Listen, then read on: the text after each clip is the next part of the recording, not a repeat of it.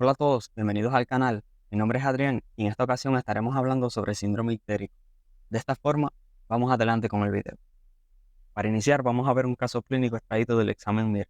Se trata de un chico de 17 años, deportista y sin antecedentes de interés, que acude al médico por presentar ictericia conjuntival ocasionalmente. Niega ingerir algún fármaco o dolor abdominal. Los análisis realizados muestran cifras de ALT, AST, EGT y fosfatasa alcalina normales, con una bilirrubina total de 3,2 miligramos por decilitro y una bilirrubina directa de 0,4 miligramos por decilitro. Además, no tiene anemia y el hígado es ecográficamente normal. ¿Cuál es el diagnóstico más probable? Bueno, tenemos un paciente con hiperbilirrubinemia, con enzimas hepáticas normales, no tiene anemia y tiene una ecografía hepática normal. Estas cuatro características nos permiten hacer diagnóstico clínico de una enfermedad. La respuesta a este caso clínico la veremos al final del video. Si vamos a hablar de síndrome ictérico, lo primero que debemos conocer es cómo se metaboliza la bilirrubina. Y lo primero sería definir de dónde sale la bilirrubina. ¿De dónde sale o cómo se produce la bilirrubina? Bueno, recordemos que el eritrocito es el encargado de transportar oxígeno a los tejidos y este tiene en su interior una molécula conocida como hemoglobina. Esta hemoglobina está formada por dos grupos, el grupo hemo y la globina. A partir de este grupo hemo es de donde se sintetiza la bilirrubina. El metabolismo de la bilirrubina comienza con la destrucción de los eritrocitos que ya están viejos o que han vivido alrededor de 120 días, por el sistema fagocítico mononuclear, el cual se encuentra fundamentalmente en el vaso y en la médula ósea. Una vez que se destruyen los eritrocitos, se libera el grupo N, el cual está compuesto fundamentalmente por hierro y una molécula conocida como protoporfirina 9. Este grupo N, una vez que es liberado de los hematíes o de los eritrocitos o glóbulos rojos, es fagocitado por el macrófago. Y aquí dentro del macrófago es donde se produce la bilirrubina indirecta o bilirrubina no conjugada. El grupo N inicialmente es oxidado a biliverdina por una enzima conocida como M-oxigenasa. Y luego esta biliverdina va a ser reducida a bilirrubina por una enzima conocida como bilirrubina reductasa. Esta bilirrubina que formamos la vamos a llamar bilirrubina no conjugada y en los exámenes complementarios se informa como bilirrubina indirecta. La principal característica de esta bilirrubina no conjugada es la de ser muy poco soluble, prácticamente insoluble en agua. Por tanto, para viajar por el torrente sanguíneo tiene que hacerlo unida a otra molécula. Los transportadores por excelencia del organismo son las proteínas. Por tanto, la bilirrubina no conjugada, para ser transportada a través del torrente sanguíneo, lo hace uniéndose a la albúmina. Ahora, esta bilirrubina no conjugada, unida a la albúmina, viaja por el torrente sanguíneo hasta llegar al hígado. Aquí en el hígado se produce la captación a nivel del hepatocito y el transporte hasta el retículo endoplasmático liso. Una vez en el retículo endoplasmático liso, la bilirrubina se va a conjugar con ácido glucurónido, proceso el cual va a ser catalizado por una proteína con función enzimática conocida como UDP, glucuroniltransferasa. Una vez que la bilirrubina se conjuga con ácido glucurónido, se forman fundamentalmente diglucurónido de bilirrubina. Este diglucurónido de bilirrubina es excretado en la bilis en forma de bilirrubina conjugada. Esta bilirrubina conjugada, a diferencia de la bilirrubina no conjugada que vimos anteriormente, tiene la característica de que es muy hidrosoluble. Por tanto, puede viajar en el plasma y ser filtrada a través del riñón. Esta bilirrubina conjugada, la cual está disuelta en la bilis, viaja a través de todo el sistema hepatobiliar intra y extrahepático hasta llegar al intestino. Una vez en la segunda porción del duodeno, las bacterias intestinales actúan sobre esta bilirrubina no conjugada, convirtiéndola en un compuesto conocido como urobilinógeno. Este urobilinógeno, el 80%, va a ser excretado en las heces en forma de estercobilina, lo cual va a ser el responsable de esa coloración parduzca de las heces, mientras que el 20% de este urobilinógeno se va a reabsorber nuevamente hasta el sistema vascular y va a ser filtrado a través del riñón, que como vimos ya este urobilinógeno que deriva de la bilirrubina conjugada es hidrosoluble, por tanto puede ser filtrado a través del riñón y es excretado a través del riñón en forma de urobilina. De este metabolismo de la bilirrubina podemos entender muchas cosas. El primero es que podríamos dividir este metabolismo en tres partes. Una etapa de formación de la bilirrubina, la cual está compuesta por la destrucción del hematíe, la formación de la bilirrubina dentro del macrófago, el transporte de la bilirrubina no conjugada unida a albúmina dentro del torrente circulatorio hasta llegar al hígado, donde normalmente se debería conjugar esta bilirrubina para formar entonces bilirrubina conjugada. Una etapa de conjugación de la bilirrubina, la cual ocurre a nivel hepático, específicamente a nivel del retículo endoplasmático liso, este proceso va a estar regulado fundamentalmente por una enzima conocida como UDP, glucuroniltransferasa, y una etapa de excreción que va desde que se conjuga la bilirrubina a nivel hepático y esta es transportada desde este retículo endoplasmático liso hasta la membrana canalicular del hepatocito, y de aquí pasa a los canalículos biliares y posteriormente a las vías biliares intrahepáticas y extrahepáticas para de esta forma llegar al intestino. Todo este proceso lo vamos a conocer como proceso de excreción hasta que esta bilirrubina se convierte en urobilinógeno y se elimina finalmente a través de las heces y de la orina. Además, podemos entender que si, por ejemplo, se produce un aumento de la concentración de bilirrubina no conjugada, esta va a estar causada o debida a dos causas. O está causada por un aumento de la destrucción de los hematíes, lo cual está causando que aumente la producción de bilirrubina no conjugada, o por una disminución de la conjugación de esta bilirrubina no conjugada, la cual está provocando que se acumule bilirrubina en forma no conjugada y finalmente se produzca un aumento de su concentración sanguínea. Por otro lado, si se produce un aumento de la concentración de esta bilirrubina conjugada, esta va a estar causada fundamentalmente por procesos que impidan la salida de esta bilirrubina conjugada, desde el hígado hasta el sistema biliar intra y extrahepático, y de esta forma pase al intestino y pueda ser eliminada a través de las heces y a través de la orina. Ahora sí, comenzando con la semiología, definimos íctero o ictericia como la coloración amarillenta de piel, mucosas y líquidos orgánicos.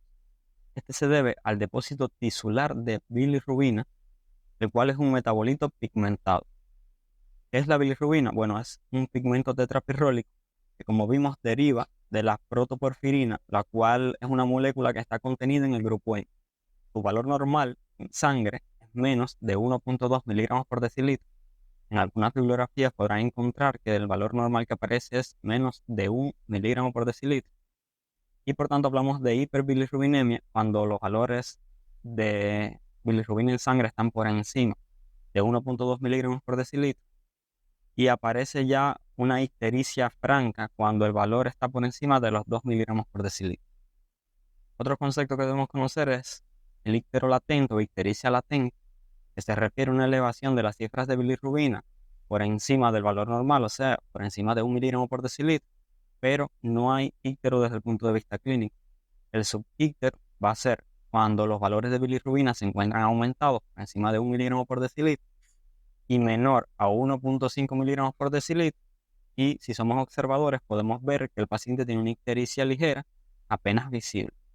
Y hablamos ya de íctero franco cuando aparece una ictericia claramente visible y esta se produce con cifras de bilirrubina por encima de los 2 miligramos por decilitro. Cuando vemos un paciente con una coloración amarillenta de la piel, debemos diferenciarlo de causas de pseudoictericia, las cuales pueden ser, por ejemplo, pacientes que ingieran alimentos ricos en caroteno, como puede ser la zanahoria, pacientes con palidez seria, o sea, una palidez similar a la cera, que se puede ver en pacientes con anemia perniciosa, y pacientes con palidez pajiza, el cual es un tipo de palidez característico de los pacientes con neoplasia. Ahora sí, ¿por qué hablamos de síndrome ictérico y no de ictericia o íctero? Bueno, hablamos de síndrome ictérico porque las etiologías que suelen producir ícteros se caracterizan por una serie de manifestaciones clínicas, una serie de síntomas y signos multisistémicos que se pueden agrupar y que generalmente acompañan al íctero, y por tanto lo agrupamos bajo un término conocido como síndrome ictérico. El elemento más llamativo de este síndrome ictérico va a ser, a nivel de las pieles y mucosas, la coloración amarillenta, que va a ser predominante en escleras, cara inferior de la lengua, bóveda palatina, velo del paladar, piel de la frente, pecho, abdomen y la cara interna de los brazos humores. O sea, la ictericia, localizada fundamentalmente en esta zona. Pero además hay otros síntomas y signos que acompañan a la ictericia y que lo agrupamos bajo este término de síndrome ictérico. Por ejemplo, el prurito, el cual va a predominar en los espacios interdigitales, axila, ingle, abdomen y extremidades, y va a aumentar durante la noche, lo cual puede provocar insomnio. Un dato interesante sobre el prurito es que muchas veces este aparece o precede a la aparición de este íctero clínico franco. El santelasma palpebral, el cual consiste en estas placas amarillentas redondeadas en el ángulo interno de los párpados que están viendo en esta foto, y estas formaciones se atribuyen al depósito local de colesterina. En el sistema digestivo puede aparecer anorexia, en ocasiones puede ser específica hacia ciertos alimentos, puede aparecer además estreñimiento, hipocolia o acolia, el cual consiste en una decoloración de las materias fecales que aparecen de un color blancuzco, de color como la ceniza o la masilla, y se observa sobre todo en los pacientes con procesos obstructivos.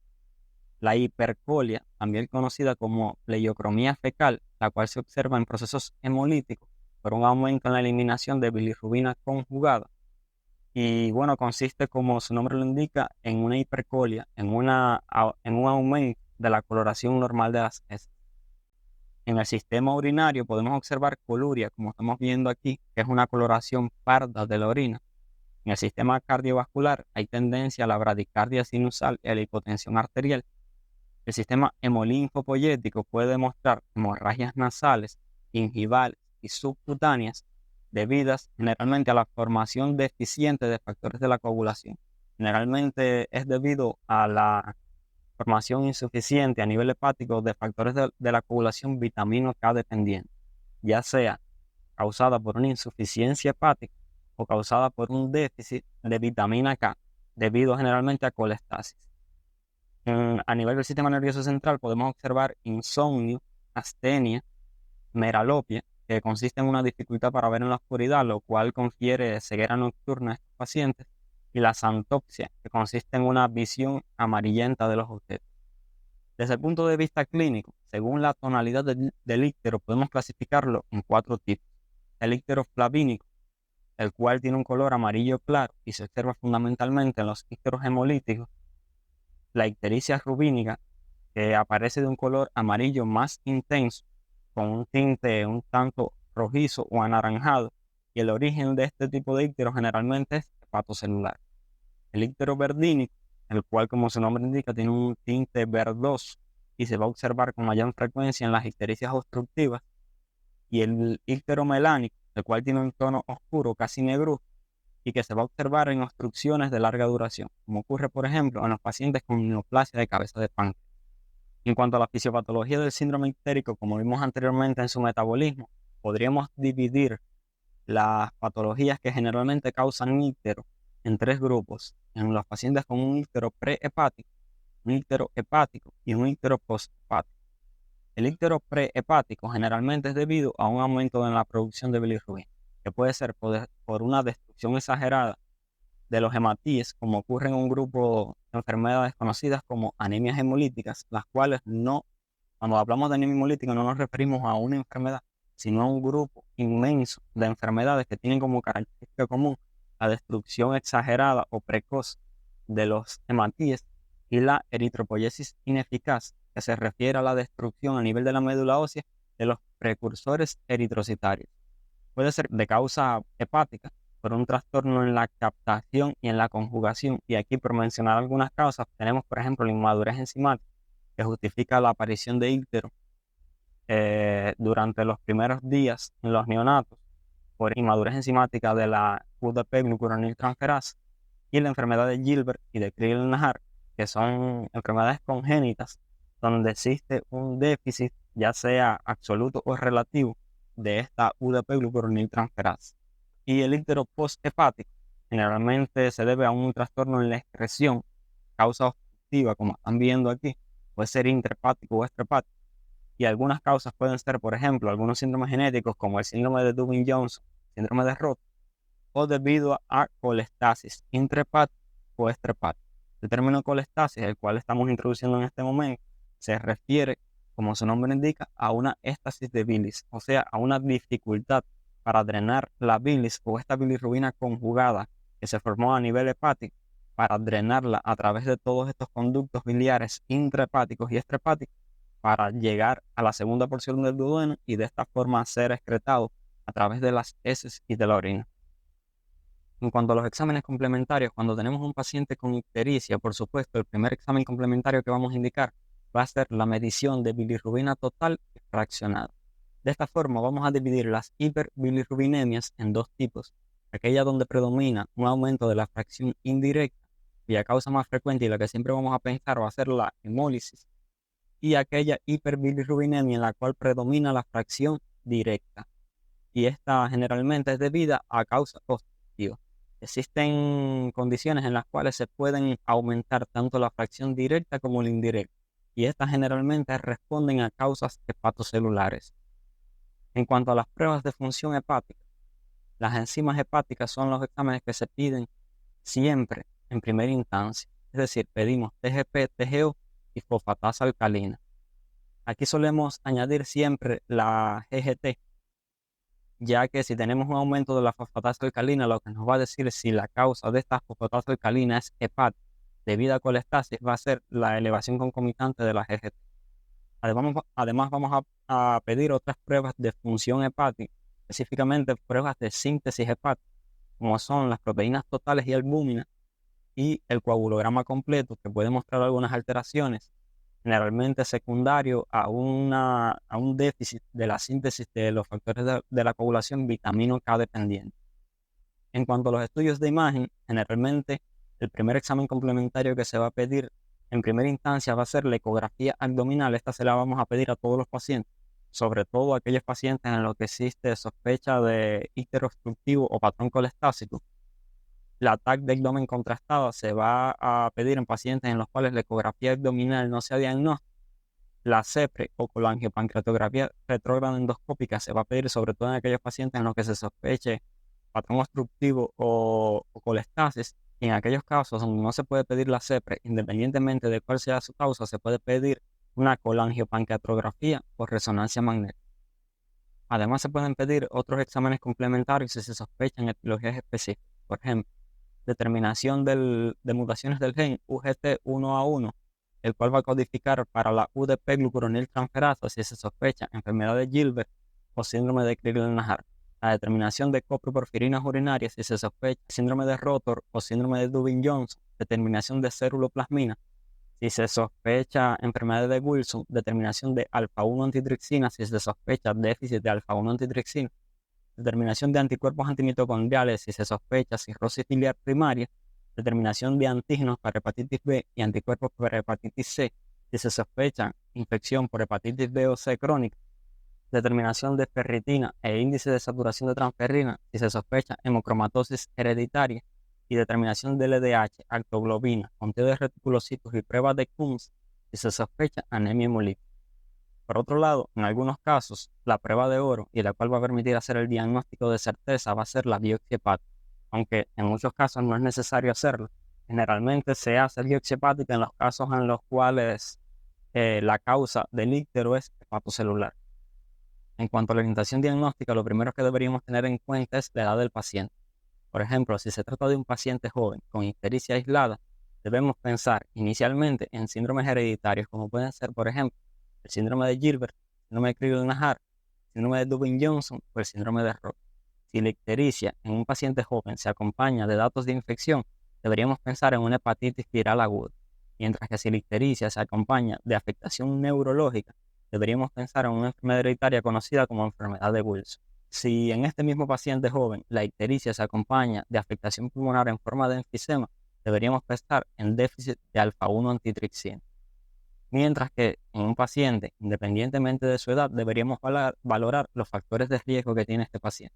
Por ejemplo, si es un paciente alcohólico, deberíamos pensar o bien en hepatitis alcohólica o en cirrosis hepática, sin olvidar la hemocromatosis, que es más frecuente en este tipo de pacientes, y el síndrome de Siebe, en el cual a la hepatopatía crónica se agrega, una segunda causa de ictericia, que es la anemia hemolítica. Se trata de una mujer no gestante. En este tipo de pacientes, las causas más frecuentes son las litiasis, la cirrosis biliar primaria, siempre considerable en la mujer, y la hepatitis autoinmune, sobre todo si existen antecedentes de otras enfermedades autoinmunes en la mujer. En las mujeres embarazadas vamos a sospechar o colestasis gravídica o esteatosis gravídica aguda o síndrome de HELP. En los pacientes ancianos vamos a sospechar causas neoplásicas, sobre todo neoplasias primarias o metastásicas del hígado, y el llamado síndrome de Stauffer, que es un síndrome paraneoplásico de colestasis sin metástasis hepática, que ocurre con mayor frecuencia en los pacientes que tienen tumores renales, linfomas o tumores tiroideos. En los pacientes que han tenido una cirugía reciente vamos a pensar en anemia hemolítica, en reabsorción de grandes hematomas, en un hígado de shock, sobre todo si hubo episodios de hipotensión durante la cirugía, en sepsis, colestasis por fármacos y colestasis postoperatoria benigna. Desde el punto de vista fisiopatológico vimos que el síndrome ictérico podíamos dividirlo en causa prehepática, causa hepática o causa posthepática. En el caso del ictero prehepático, es debido generalmente a un aumento en la producción de bilirrubina. Desde el punto de vista clínico se va a caracterizar por un ictero flavínico, por la presencia de palidez cutánea y mucosa y pleiocromía fecal. Y en estos casos, ¿qué vamos a pensar? Bueno, se trata o de una anemia hemolítica, que como vimos no es una enfermedad, sino es un grupo de enfermedades, o eritropoyesis ineficaz. En el caso del ictero de causa hepática, generalmente debido a lesión hepatocelular, la clínica se va a caracterizar por un ictero rubínico, por signos de insuficiencia hepática acompañantes, como pueden ser arañas vasculares, telangiectasias, eritema palmar, edema, trastornos endocrinos, sobre todo en los pacientes con cirrosis hepáticas, y sangrados debido a la deficiencia en la síntesis de factores de la coagulación vitamina K dependientes por el hígado. En estos casos, que vamos a pensar en las hepatitis, independientemente de qué tipo de hepatitis sea, en la cirrosis hepática, en los hepatocarcinomas, en las causas tóxicas. En el caso del ictero poshepático, bien conocido como un ictero obstructivo, la clínica va a ser de un ictero verdínico con coluria y acolia. En estos casos, ¿qué vamos a pensar? Bueno, en litiasis, colangiocarcinoma, cirrosis biliar primaria, sobre todo si se trata de una mujer, colangitis esclerosante primaria si se trata de un hombre, y en la neoplasia de cabeza de pan. Desde el punto de vista de los exámenes complementarios, la hiperbilirrubinemia, como vimos, la dividimos en indirecta o directa. Si la hiperbilirrubinemia predominantemente es indirecta, pensamos en hemólisis, en eritropoyesis ineficaz. Estas dos son causas de aumento de la producción de bilirrubina, o trastornos de la captación de la bilirrubina, que son el síndrome de Gilbert y el síndrome de Crigler-Najjar. Ahora, si la hiperbilirrubinemia es predominantemente directa, ¿qué vamos a pensar?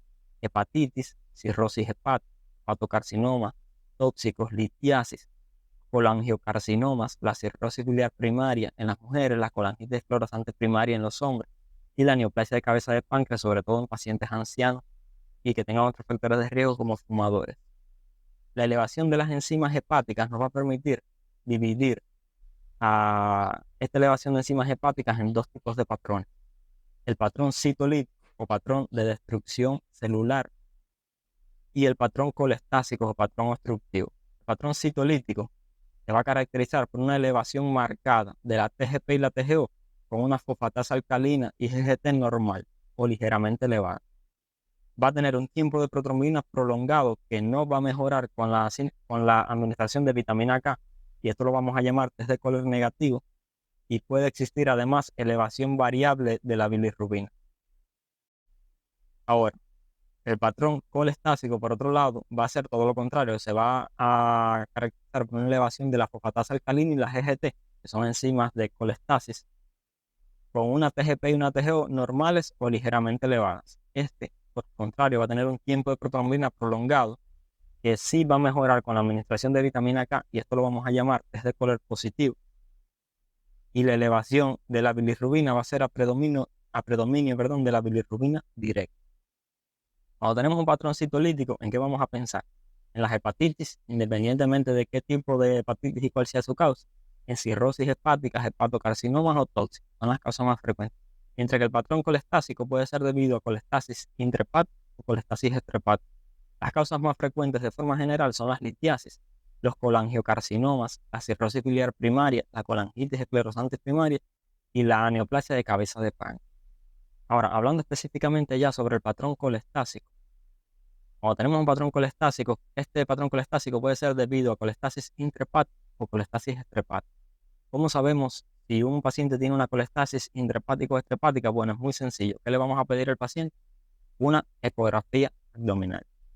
Con la ecografía abdominal nosotros diferenciamos si se trata de una colestasis intra o extrahepática. Si hay dilatación de la vía biliar extrahepática, la colestasis es extrahepática. Y si no hay dilatación de la vía biliar extrahepática, la colestasis es intrahepática. Ahora, la colestasis intrahepática puede ser de causa mecánica, o sea, hay algo que está obstruyendo las vías biliares intrahepáticas, o de causa funcional. Las causas mecánicas pueden ser cirrosis biliar primaria, colangitis esclerosante primaria, la colangitis autoinmune, enfermedades granulomatosas que causan obstrucción localizada por los granulomas que se forman, la colangitis esclerosante secundaria, el hepatocarcinoma y las metástasis hepáticas, la poliquistosis hepáticas y la enfermedad de Caroli. Ahora, las causas funcionales, que son probablemente las más frecuentes, van a ser la hepatitis viral aguda, la cirrosis hepática, los fármacos como la cloropromacina, la eritromicina o anovulatorios, algunos antibióticos como amoxicilina clavulánica, infecciones por gram negativo, colestasis gravídica, colestasis benigna postoperatoria, síndromes paraneoplásicos como el síndrome de Stauffer y otras causas menos conocidas son la insuficiencia cardíaca, la protoporfiria eritropoyética y la colestasis benigna recurrente idiopática. Ahora, en cuanto a la colestasis extrahepática, las causas más frecuentes son las litiasis, la pancreatitis aguda o crónica, las parasitosis y los tumores benignos o malignos de la vía biliar, como por ejemplo el colangiocarcinoma, la neoplasia de cabeza de páncreas que produce una compresión de la vía biliar extrahepática. Otras causas mucho menos frecuentes son el ampuloma, el carcinoma de la vesícula biliar, la estenosis postquirúrgica o malformaciones congénitas de la vía biliar o enfermedad duodenal que puede afectar la ampolla de Vater. Cuando hablamos de colestasis hay dos términos que debemos conocer, que son la colestasis disociada y la colestasis disociada inversa. O sea, como vimos, el patrón colestásico va a ser un patrón que se va a caracterizar por un aumento de la fosfatasa alcalina, acompañado de aumento de la GGT, con TGP y TGO normales o ligeramente elevados. Pero concomitante a esto se va a elevar la bilirrubina directa. En el caso de la colestasis disociada se produce aumento de la fosfatasa alcalina y la GGT, pero con bilirrubina directa normal. O sea, lo esperable fuese que una elevación de la fosfatasa alcalina y la GGT se acompañara de una elevación de la bilirrubina directa. En este caso, como no se eleva la bilirrubina directa, lo llamamos colestasis disociada. ¿Cuáles son las causas de colestasis disociada? Bueno, la obstrucción intermitente de la vía biliar, con enfermedades granulomatosas hepáticas que pueden provocar obstrucción localizada del flujo biliar intrahepático, como puede ser, por ejemplo, la tuberculosis, la sarcoidosis o la brucelosis. Otras causas pueden ser las metástasis hepáticas o el hepatocarcinoma. En el caso de la colestasis disociada inversa ocurre todo lo contrario, o sea, se produce un aumento de las cifras de bilirrubina directa, pero la fosfatasa alcalina y la GGT están normal. En estos casos, ¿qué es lo que vamos a pensar? Bueno, en enfermedades genéticas hereditarias, en esas enfermedades de hiperbilirrubinemia aislada que vimos anteriormente, que son el síndrome de Dubin-Johnson y el síndrome de Rotor. Y ahora sí, después de haber visto todo esto, podemos dar respuesta a este caso clínico. Vamos a ver, se trata de un chico de 17 años, deportista, sin antecedentes de interés, que acude al médico por presentar ictericia conjuntival ocasionalmente. Ya hasta aquí podemos tener en mente que no se trata de un proceso agudo, sino debe tratarse de una enfermedad crónica, ya que el paciente ha presentado episodios de ictericia conjuntival en ocasiones anteriores. Dice que niega la ingesta de algún fármaco, ya aquí podemos descartar con cierta certeza que sea de causa tóxica farmacológica, y niega dolor abdominal. En los análisis realizados se observan cifras de ALT, AST, GGT y fosfatasa alcalina normales, es decir, las enzimas hepáticas son normales.